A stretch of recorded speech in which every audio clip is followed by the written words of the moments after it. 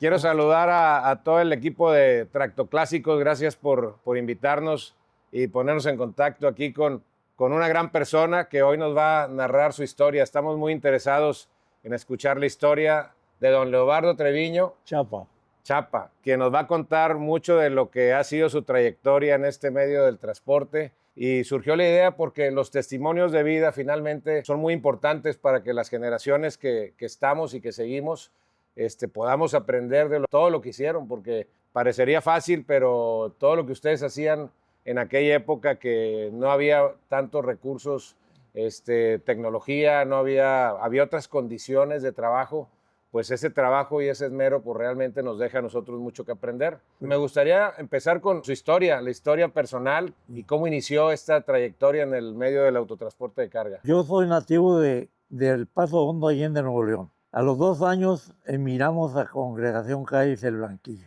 y ahí comenzamos nosotros, ¿no? Teníamos carnicería, éramos agricultores en la barranca, cultivábamos naranjas, luego compramos mi papá 2 camioncitos, un K5 y un Chevrolet 46. ¿Estamos hablando de estos años? Sí. ¿De 1946, sí, por ahí? Sí. Okay. Ahí comenzaron mis hermanos. Él se llamaba Eberto Treviño, Rodrigo, y yo soy Leobardo. Y luego sigue Ramiro y luego sigue Baudelio. Salíamos a la carretera y llevábamos naranja a vender a Guadalajara, a México, a Celaya, a todas partes. Mis 2 hermanas que tenía se casaron con 2 de aquí de Allende, que era Rogelio Guerra, de Zaragoza, y Santiago Guerra. Estamos hablando ya del año 50, del año 50, más o menos. Era Rogelio Guerra y Santiago Guerra y andaban de compañeros. Y luego todos los amigos de ellos de Zaragoza compraron camiones para andar con ellos. Y de ahí se formó el grupo de los Tejones. ¿Por qué éramos los Tejones? Porque nosotros cuando caminábamos por la brecha y por donde quiera que andábamos, batallábamos y nos dábamos la mano en aquel tiempo. Se ayudaban unos a otros. Unos a otros, no nos dejábamos. Se descomponía un camión y ayudábamos a que lo echábamos a andar o le prestábamos el dinero para que se quedara, para que fuera a comprar las refacciones y nos veníamos los demás. ¿Estos camiones eran de redilas, cajas secas? Sí, eran de redilas. De redilas. Eran de 5 toneladas. Era un K5 y un K6. Cargábamos cemento y llegábamos a Tampico, descargábamos en el muelle y nos íbamos a Álamo, Veracruz. Pasábamos el chalán de Tampico y el de Cucharas, que es en Naranjos. Y esa era la brecha, era una brecha fangosa. Cuando acordaba uno se enterraba el camión y quedaba atorado. Claro. Sí, entonces entre todos lo sacaban, nos dábamos la mano y lo sacaban. Llegábamos a Álamo, Veracruz, y ahí cargábamos plátanos. En Naranjos había otro chalán, era de 2 camiones. Entraba uno y se iba hasta más adelante y se hacía así el camión. Entonces entrábamos el otro, entraba uno y te amarrabas porque cabían muy reducidos. Muy reducidos. Te amarrabas y soltaban el mecate y se arrancaba el chalán. Y caminabas hasta el otro lado. Entre ellos tuvo un accidente, un tío mío se cayó del chalán. Se cayó el camión para atrás y tocó que Rogelio Leal Chapa de la Barranca, Nuevo León, y José María Chapa, era mi tío, se cayó al chalán, al agua y se ahogó. ¿En qué año sería el accidente? Fue como el 49. 49. Sí, una tragedia. Pero así era como salíamos. Más o menos, ¿qué edad tendría usted en aquella época? 18 años, que ahí está. Esta es la fotografía por si. Cuando yo comencé, 18 años. A 92 quise de 18 y eso es lo que tengo. Pues estaba bien chavo para arrancar estas aventuras. Claro, sí. ¿Y el destino era que Chiapas? No, el destino era México, que le llevábamos a la ciudad universitaria, le llevábamos el material de aquí de Monterrey y cargábamos a México. Y bajábamos a dejar fuera a Poza Rica o a Álamo, Veracruz, a cargar plátanos para venirnos para Monterrey. Para Monterrey. Y cuando salíamos cargábamos naranja y nos íbamos a San Luis Potosí, Guadalajara y a todo el centro de la ciudad. Llevábamos naranjas, todos, y todos éramos compañeros. Cuando íbamos a Guadalajara nos pasábamos a los plátanos a Colima o a Nayarit, a San Blas, Nayarit. Y me platicaba en alguna ocasión mi abuelo Jaime Antonio Tamés Cavazos, me platicó en alguna ocasión que uno de los problemas en aquella época eran, al tener los vehículos limitados en potencia y demás, en las sierras, A veces pues los locales, los indios, se subían y empezaban a robar la mercancía. La mercancía había veces, sí. Hacían mano cadena para sí, sacarla. y cuando pasábamos, por ejemplo, las partes muy difíciles, por eso nos decían los tejones, porque andábamos juntos. Yo fui uno de los que me tocó traer el primer viaje de plátano de Colima. Yo traje el primer viaje de plátano a Monterrey. ¿Cuáles eran las condiciones de transportar la carga en aquella época? Porque hoy, por ejemplo, me puedo imaginar que las carreteras eran limitadas, eran de un solo carril. Eran de un solo carril Pues y, era muy angostas. Muy angostas. Muy angostas, sí, batallaban. Batallaban. Y batallábamos con todo. ¿verdad? Y así caminábamos todos los tejones, andábamos por toda la República. Trabajábamos la carga porque no había permisos, pero se amparaba uno. Con García Celda era el que nos conseguía los amparos en México. ¿García Celda era el abogado? Sí, era el abogado. Que conseguía los amparos para cargar eso. Y era servicio particular. Ok, entonces ustedes también vendían la fruta. Sí, nosotros la vendíamos. O sea, la transportaban y la vendían. La vendíamos aquí en Monterrey. Comerciantes desde chico. Desde chico. Llegamos al momento en que ya teníamos nuestra bodeguita. Yo ya era el comprador. Entonces ya teníamos unos transportes más grandes. Teníamos KB7, L150. Subían de 5 toneladas a 7 toneladas. A 7 toneladas, 7 y medio. Sí. Y así comenzamos. Y yo traía un L180, era el que manejaba, y manejamos dos. Éramos dos que andábamos en cada camión. Quiero suponer que 180 por 180 caballos de fuerza. Por 100 caballos. Sí, ¿verdad? Sí, claro. Y transmisiones, le tocó manejar las 4x4. 4x4. Doble palanca. Sí, doble palanca. Todas 10 años en la cárcel. 10 años. Corrí toda la República manejando. Seguramente las nuevas generaciones que ven esto, lo que ellos viven hoy es muy diferente. Claro. Y más comodidad y todo. Que la jaula, aunque sea de oro, no deja de ser prisión. No, claro. Es un trabajo rudo. Es más fácil porque está más preparado, pero es un gigante. Claro. Y entonces era comercio pequeño. Claro.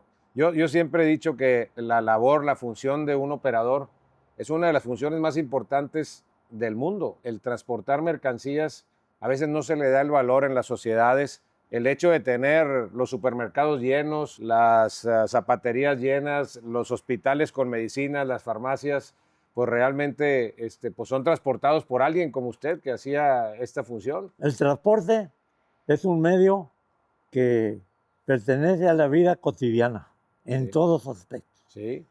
El valor de un chofer es tan grande que no se les toma en cuenta porque cae en ciertas maneras de manejarse que le cuesta salud. Sí. Y eso le perjudica. Sí. Y eso no lo comprendemos por qué comienza. Claro. No es que él quiera, es la necesidad que tenemos el mundo de las cosas que necesitamos para sobrevivir. Para sobrevivir. Pues mire, por ejemplo, recientemente, en 2020, con la pandemia, la función del transporte de carga fue vital para poder hacer llegar víveres a las casas, que estábamos todos guardados. El operador en ese momento, con todo y los miedos y con todo lo que desconocíamos del COVID y de la enfermedad, pues ellos salían adelante y salían a hacer la función. A trabajar. Sí. Y lo mismo le pasaba a ustedes en su época, porque el salir a manejar con carga en el país, pues seguramente iban descubriendo muchas cosas que pues no se conocían antes a la hora de pasar la primera vez, por ejemplo, en ese lugar donde pasó el accidente de su tío. Era mucha incertidumbre, pero muy valerosos. Claro. Los hombres éramos muy comunes del valor. De valor. Y más nos apoyábamos uno con otro. No, hombre, vámonos. Claro. Y hace rato que estábamos aquí previamente platicando, me comentaba usted una anécdota que a mí me parecería bueno volverlo a comentar. Decía usted, somos gente de palabra y nos conocían en México, en todas partes de México, como gente de palabra. Sí. Y hace rato me mencionó el ejemplo de cuando llegaban a que les cambiaran cheques en algunos abarroterías. Mire, cuando andábamos allá, por ejemplo, yo como era comprador, y todos los que iban allá tenían mucha confianza en mí, porque los ponía al tanto de todo lo que para comprar y para todo. Y luego ellos decían, vamos con Lalo. Yo me decían Lalo, vamos con Lalo para que nos diga. Oye, ¿le puedo dar dinero a este señor? Sí, ¿cómo no? Dáselo. Tú respondes y yo respondo. Claro. ¿Y sin firmar papeles? Sí, nada. A la palabra. A la palabra. A la palabra. Claro. Había una botica que el señor se llamaba don Nicolás Castañeda, muy imponente y de mucha palabra. Y entonces y era domingo, no había dónde cambiar. Entonces me fui con él y le dije, oye, don Nicolás, no me hace el favor de cambiarme el cheque. ¿De dónde eres? De Allende. Cámbiaselo. Decir Allende es una cosa formidable y hay que tener mucho orgullo. Pero fíjese, algo importante y mensaje a las nuevas generaciones, pues es que lo que ustedes sembraron y lo que se ha ido sembrando desde aquella época, pues continúe muchos años más. Que siga reconociéndose como una ciudad de palabra, Sí. ¿verdad? Y dicho está, todas las generaciones de entonces, como Lencho Cárdenas, Lencho Flores, Eusebio Garza, Nicolás Treviño, José Ángel Tamés, todos, después de todos esos, son del grupo grande de los Arillos. Y el grupo grande que comenzó ya, pero ya en transportistas muy fuertes. Y ya flotas de transporte. Sí, señor. Que eran los Cárdenas, Sí. Toño Morales, Ramiro Cavazos, Lupe López, pero eran muy unidos. Ok. Y comenzaron muy grandes. Pero la segunda generación es fuertísima, Sí. fuertísima, pero por el cimiento de sus papás, Ok. de sus comienzos. Cómo quedaron y cómo son y cómo siguen siendo. Oye, y hablando de eso, platíqueme, sus papás, ¿a qué se dedicaban? ¿Se Mi dedicaban papá a se esto llamaba mismo o no? Epitacio Treviño Valdés, María del Carmen Chapa Su de mamá. Leal, mi mamá. Ok. Éramos 15 hermanos. 15 hermanos. Sí, 15 hermanos, eran poquitos, ¿no? Pero 8 mujeres y 7 hombres. 7 hombres. Ellos eran del Pazondo, uno era del Pazondo, Allende, Nuevo León, y otro era de La Barranca, de Montemorelos. Ok. Esa era la familia. ¿Y a qué se dedicaba? Él se dedicaba, él tenía carnicería. Carnicería. Y tenía 15,000 naranjos, Ok. que era como comenzaba. Y era comprador de naranja y compraba ganado. Ok. Y le entregaba a don Ricardo Morales en el rastro. Era un comerciante. Era comerciante, sí. Sí, en aquel tiempo. Sí, y por eso nació la necesidad del transporte. Del transporte. Ya pues, con ustedes. Ya con nosotros. Muy No sé bien, si muy comenzamos. bien. Y ahí se fue saliendo. Y los que comenzaron, pues que muy grandes, fue Lencho, fue Timo, fue Luis, fue Pepe y fue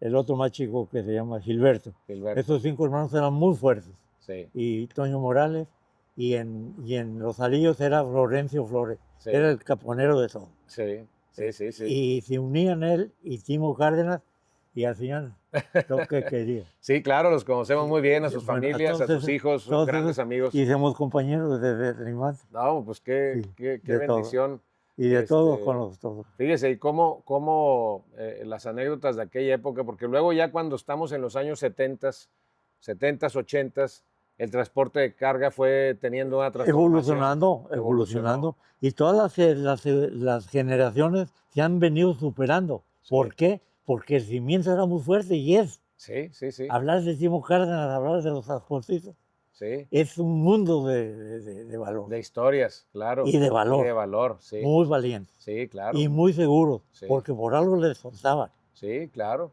Pedí un préstamo en aquel tiempo de $1,000,000. Oye, ¿y con qué lo vas a pagar? Pues que me lo den y a ver con qué lo pago.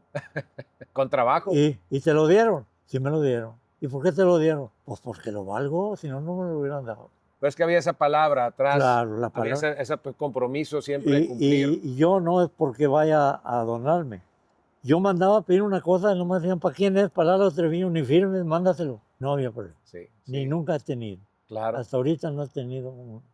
No, puedo pues, decir con todo gusto y con mucha descendencia que he sido un hombre muy feliz, muy ayudador y muchos compañeros que me apoyaron por la confianza que me tenían. Claro.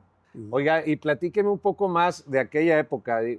Seguramente, ya hablando de los 80s, cuando México tuvo pues crisis económicas, situaciones difíciles como país, el transporte de carga seguía siendo pues un transporte que era un transporte regulado normalmente por aquellas épocas y aparte con necesidad de crecimiento porque pues empezó a crecer el país, empezó a crecer la población y se ocupaban más camiones para mover más mercancías en muchos lados donde la población en otras partes no tenía transporte de carga, entonces había que llevar transporte desde aquí o desde la Ciudad de México, desde de las principales urbes. Sí, casi por lo regular todo fue de aquí de Allende, la gente le tenía mucha confianza, como le digo y le vuelvo a repetir. Era gente de mucha palabra, era gente de mucho trabajo. Pedían el crédito y se lo autorizaban inmediatamente. Sí, Daban mucho trabajo a toda la gente. sí. Y esa gente era muy valiente, unas personas muy serias, unas personas de mucha palabra. Sí, lo sabemos. Y es una de las ciudades per cápita con mayor camiones que hay en todo México, incluso en una gran parte de Latinoamérica. Sí, cómo no, Sí, yo lo entiendo. sí. Y lo conozco y lo sé desde el principio. Oiga, ¿alguna anécdota que le haya pasado, que lo haya marcado en su vida cuando usted andaba arriba del camión en las carreteras? Mire, una vez venía cargado de Guadalajara con plátano a Monterrey y yo venía manejando, yo traía un compañero que era nuevo, que era de aquí de Las Raíces. Alcancé a llegar hasta Antiguo Morelos y me paré para dormir un rato porque no le tenía confianza y era la sierra del Antiguo Morelos. Sí. Entonces no se lo quería soltar yo a él porque dije, nos vamos a voltear, No vaya a pasar un accidente. Pero me dijo, el nombre, cuñado, dámelo sacado, yo puedo, yo soy chofer y todo. Pues me convenció y se lo di. Y como yo ya tenía sueño y quería dormir, pero él dijo, no, él venía dormido. ¿Verdad? Dijo, yo manejo, acabo ahorita de llevar. Y estaba llovinando. Y este agarró una curva fuerte y se lanzó el camión y nos fuimos para La atrás. carga se le... Dice, caímos 10 kilómetros por abajo y salimos. Y no nos pasó nada, nomás me cortó aquí el vidrio, quedé colgando, salimos y traía ahí una pistola ahí. Y como estábamos en el fondo, pues no se veía de arriba. Saqué la pistola y empecé a tirar tiros y oyó un carro que iba pasando y se paró. Y vio, y entonces vio que ya estábamos allá abajo. Entonces ya vino la ayuda, hablaron a la ayuda. Ya habló y empezó a parar camiones y se pararon y ellos nos sacaron. ¿Y a su compañero no le pasó No nada? le pasó nada, él venía manejando y a mí fue el que me rompió un poquito más, estaba sangrando. Lo demás manejé perfectamente bien. ¿No? Otra vez que venía yo de Costa Rica en la camioneta, una 52 Chevrolet, que era una camioneta importada que había importado los Guerra, y se la compró mi papá, y la traía yo comprando, y se vino un ciclón y se vino, y ya tenía 15 días de estar allá, y pues yo quería venir a ver a mi familia. Ya y tenía me 15 vine. días allá. Sí, me vine. Y en Naranjos era un vago que era de puros tubos. Ok. Pero pasaba el agua, no sabía uno cómo. Bueno. Entonces primero me pasé nadando, cómo hasta dónde me llegaba, no, dije sí paso. Pero como cuando venía pasando, caí en un pozo. Y vino la corriente y me llevó. Y ahí voy, y fui, quedé atorado en un árbol que estaba en medio del río. Ahí quedé atorado. ¿Y venía usted solo? Sí, venía yo solo. Y ahí andaba un tractor de banda. Y ese me sacó de ahí. Bueno, lo sacó. Sí, me sacó. Pero, no. Pero fíjese, pues no llegaban las autoridades, era entre la misma gente. Los mismos nos ayudaban. Ya estaban ahí todos y pues vamos a sacarle cadenas y mecates y me sacaron. No, hombre, pues, sí. ¿Y de qué año estamos hablando? Estamos hablando tenía yo unos 23 años. 23, sí. Más o menos del 56. Sí, más o menos del 56. Por ahí. Sí. Ahora, en aquel entonces estaba operando usted un camión de 7 toneladas, ¿ya era el de 7 toneladas? 200. Sí. Ya era un L180. Ya eran los nuevos de la época, ¿verdad? Y de ahí comenzamos ya después con los torsos. Ya subió a 10, ya subió a 10 toneladas, 11 toneladas. Okay. Ya subió, y luego después subimos a los trailers. También subimos trailers. ¿Y usted le tocó operar tractocamión? Ya trailers no. No. Sí los manejaba, pero no los manejaba. Ya estaba usted ya en la comercialización. Ya en la comercialización. Okay. Hace rato me comentaba que usted fue pues, uno de los precursores del mercado de abastos aquí en Monterrey. Sí. Le tocó abrir la puerta a las 3 de la mañana. A las 3 de la mañana fui a abrir la puerta, yo personalmente. ¿En qué año fue esto? ¿1900 qué? ¿Finales de los 60, 70? Más o menos. ¿Lo relacionaba usted con la época del inicio de mi padre, con proveedor de camionera? Bueno, él también fue fundador allí de eso. Ah, pues fue en el 66. Bueno, en esa época. Esa época. Okay. Yo levanté allá y él abrió afuera. Ah, pues entonces, fíjese, eso no me lo ha platicado, al rato bueno, pregúntele que lo platique. Sí, él comenzó afuera con Felipe. Sí. Y nosotros estábamos adentro. Ah, mire, pues. Entonces fue en el 66. Sí, desde entonces es Jaime, y Jaime lo conocemos todos a la perfección. Cuando usted inicia con esa voluntad y esa pasión de emprender algo como lo que emprendió en su momento, pues hay muchos factores que en el momento a lo mejor no se consideran. Es la voluntad, la pasión, lo que hace que arranque Es la fe que se tenga y el valor estimulativo de la persona. Eso es que importante. vea todo con buena fe y con mucho orgullo y con mucho poder. Es importante. Hay que ser valiente. Eso es y hay que ver todas las cosas, que todo es bueno. Yo para mí todo es bueno. Positivos, positivos. Todo el tiempo.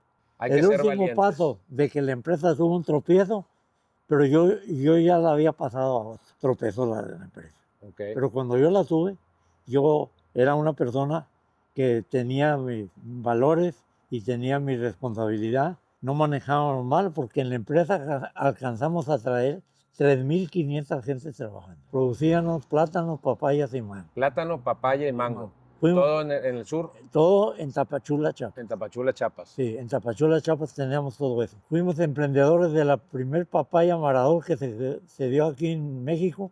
La trajimos nosotros, la semilla de Cuba. ¿Ah, sí? Sí, de la Maradol. ¿Ustedes fueron los precursores? Nosotros fuimos los primeros. Okay. Los primeros que trajimos esa papaya fuimos nosotros. ¿Y también exportaban a Estados Unidos también o Canadá? A Estados Unidos y Canadá. Okay. Y mangos y plata. Las tres cosas. Las tres cosas.